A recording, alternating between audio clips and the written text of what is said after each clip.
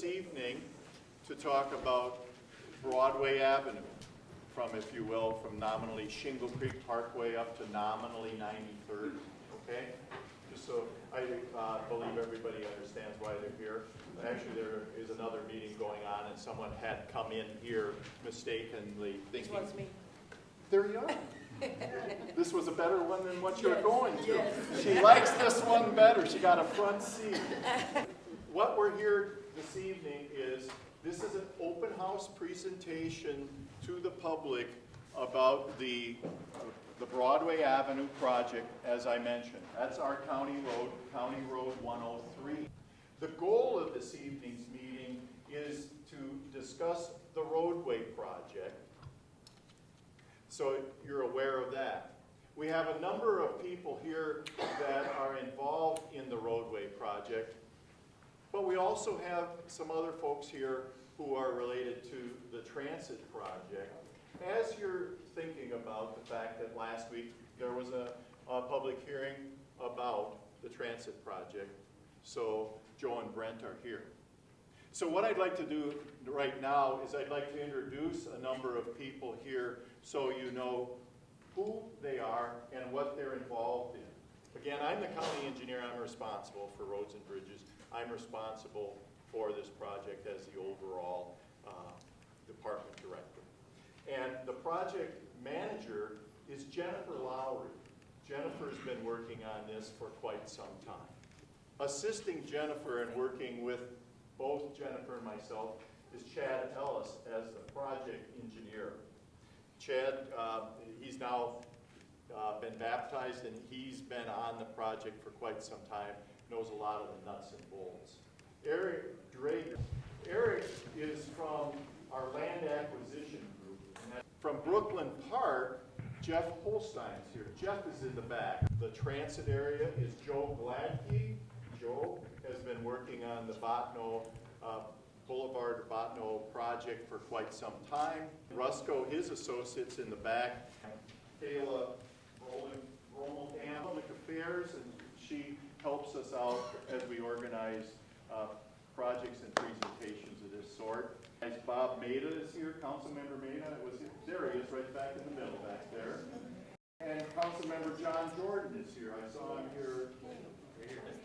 There, oh, he's seated. I'm going to invite Jennifer if she could give us a quick summary on the project history for the project we have this evening. Okay, so I won't read this to you, but obviously we have kind of gone through preliminary layer once before. We're pretty far along in our detailed design, and then we put it on hold pending the Bottineau Transway alternative study. So we moved forward again earlier this year with a revised layout that has a widened median. We took it to the council for discussion in February.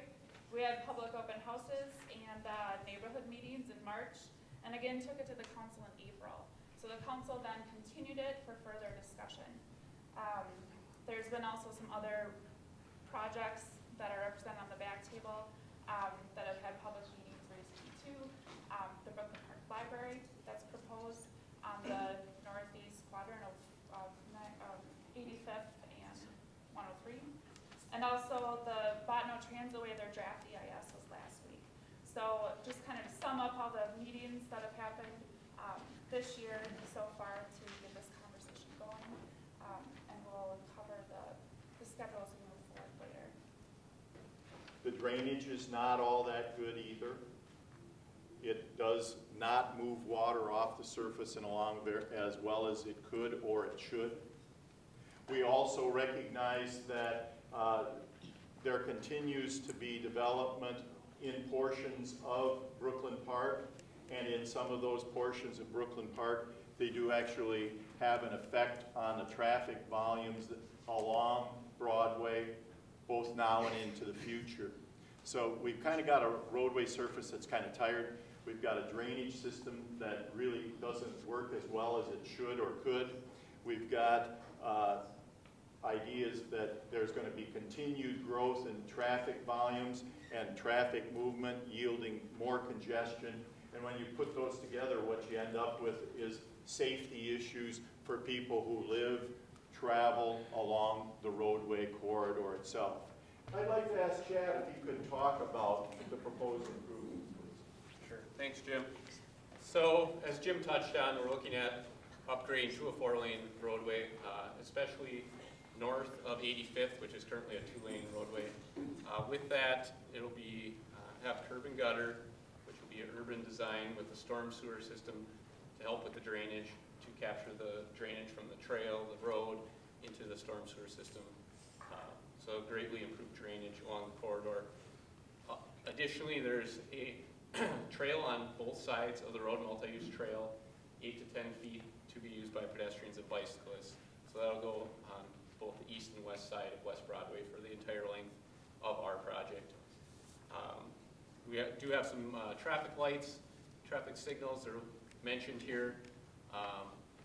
One thing, the College Park Drive, we're going to remove the signal on 84th and move it to the south down to College Park Drive to help with the spacing of signals and working with the college for that. I'd like to ask Eric if he'd like to come up and talk a little bit to us about that concept of land acquisition. Thank you, Eric. It's Jim. So I'm going to concentrate on these 3 bulleted items here. I'm sure that there will be other questions or items that I don't cover, and if any of those happen to come up, feel free to come see me after the presentation, please. Some examples of things that I'm not going to cover that you might have questions on are if you run a business from your home, or some of the issues with the Town Home Association and how we're going to deal with the group of homes there. And then I'm not going to get very much into relocation or being forced to move, so please come see me if you have questions about that afterwards. Permanent versus temporary easements. A permanent easement is when the county acquires part of your property. The land becomes part of the right-of-way. We need it for a specific purpose to build the project. So we can call it either permanent easement, highway easement, or right-of-way. Those terms are interchangeable. We have different subcategories of permanent easements. You could have a wall easement, a trail easement, a sidewalk easement, but they're all in the same category of permanent because we're going to be holding them forever afterwards. We're acquiring those rights from you. The other, temporary easements. Temporary easements are for the duration of the project. We need that land for construction-related activities. The construction workers need extra space to move around, or if we need to tie into your existing. You know, for example, if you have a project where the right-of-way is here and your yard is a foot higher, we got to slope it up and match it in properly. So we don't need to acquire that land from you, but we have to do something so it matches in properly.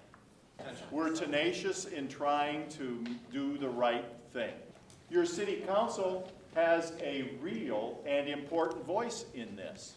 And I'm at the Brooklyn Park City Hall, where you just seen a lot of information and people gathered to talk about the transit project that's taking place, you know, throughout the state, namely in the North Metro area.